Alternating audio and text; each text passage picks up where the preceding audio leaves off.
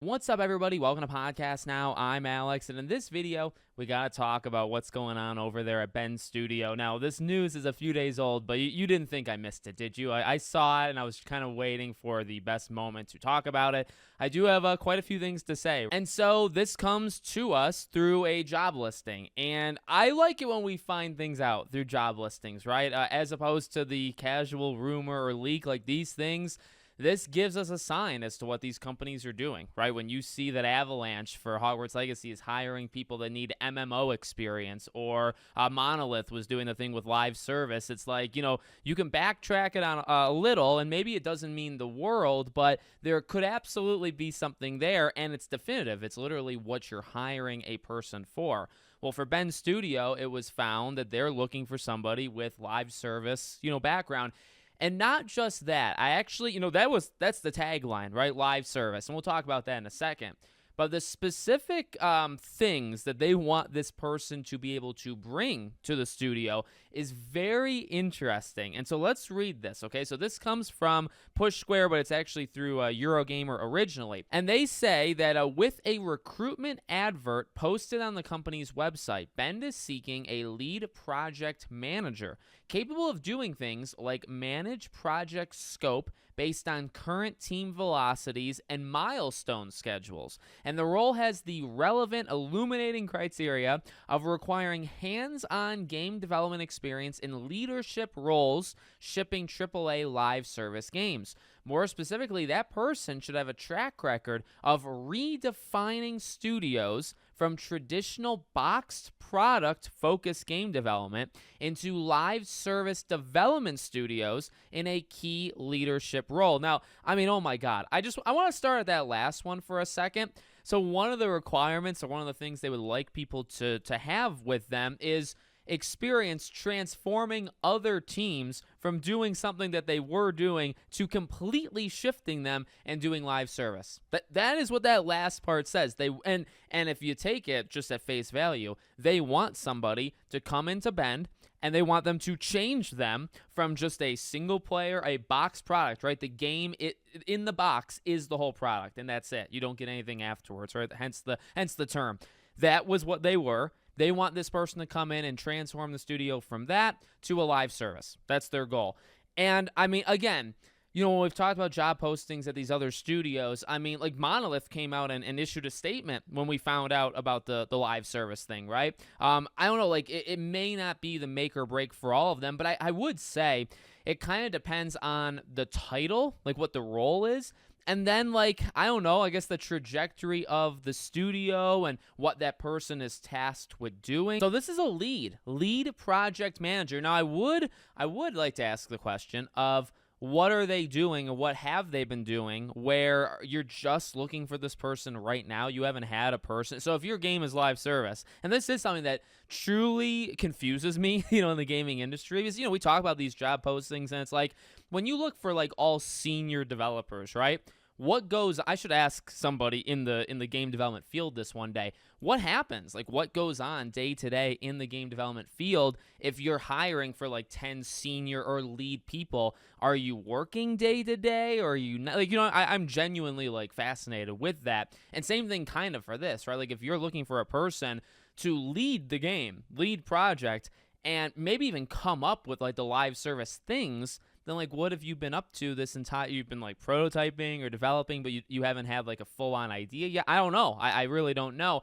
Okay, now is this a good idea? Well, okay, honestly, I would say no.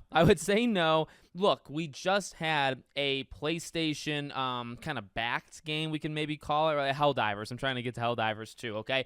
Now, Helldivers 2 is not created from PlayStation, but obviously it's in the PlayStation ecosystem, and it's fresh in people's minds that, hey, this can actually work. And hey, when Helldivers 2 was blowing up, and it still is blowing up, right? It's still doing extremely well. I was one of the first people, I came out, and I generally am against live service games in terms of the principle, but I've said hey, Helldivers 2 is a massive success. It's live service done well.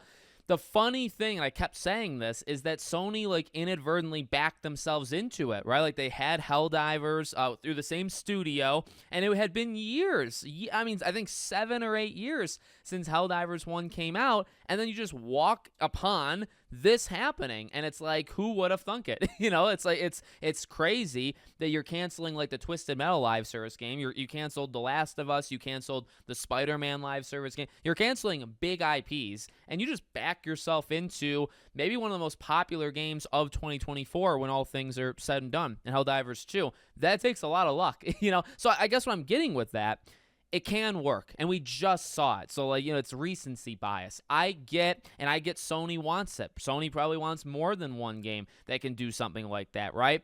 But at the same time, the biggest issue I have, and I've talked about this with Hogwarts Legacy, I've talked about this with a lot of things, is what I started with. That last line of what this person is tasked with doing. I hate that. I just hate reading it. Like, ultimately, yeah, I'm not in the studio, so maybe it's all fine. Like, maybe they're completely cool with it, and maybe everybody gets along and it all works out.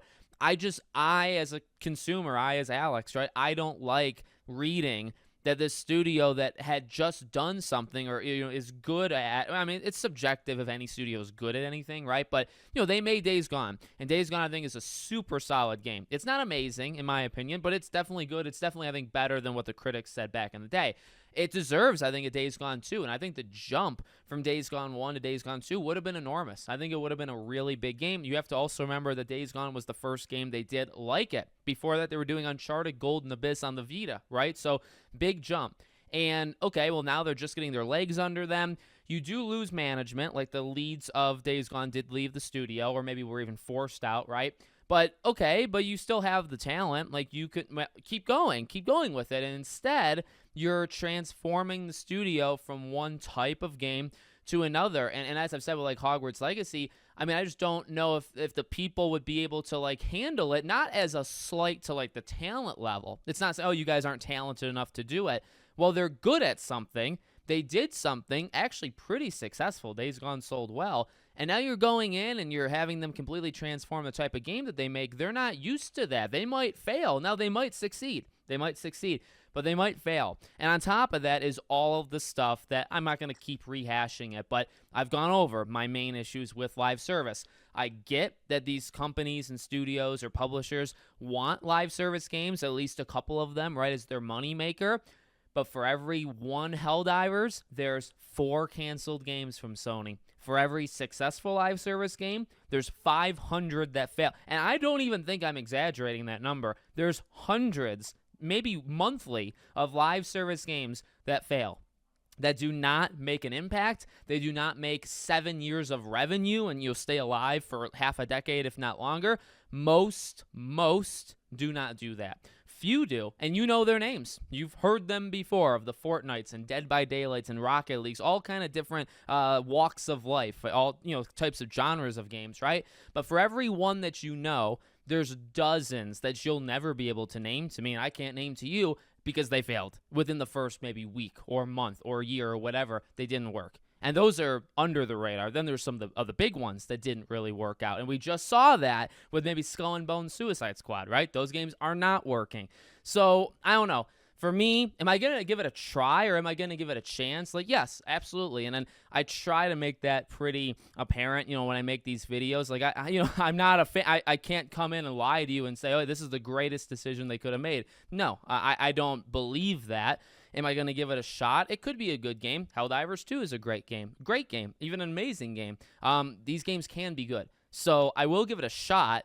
It's just, if you ask me to rate its probability of succeeding, it'd be extremely low because most of these games are low that they would actually succeed. The odds are not high. That's why they're kind of shocking sometimes when they do actually work, right? When Helldivers blows up, not every game does that. Most games fail. That's why it's such a big deal when Helldivers 2 succeeds, in my opinion. And there's other factors to it, of course, but that's my thoughts on it. So I'm not a fan of it. I'll see it through. We'll see what they make, but I can't say I think it's going to work. In fact, I would probably take the opposite and say, just on the stats, just on history, just on how things have gone, the odds are against it, that it will not work and that it would fail. And that's statistically, that's what you'd go in, maybe even assuming. Obviously, we have to see it and judge it accordingly, and we're not there yet, and that's fair. That's totally fair.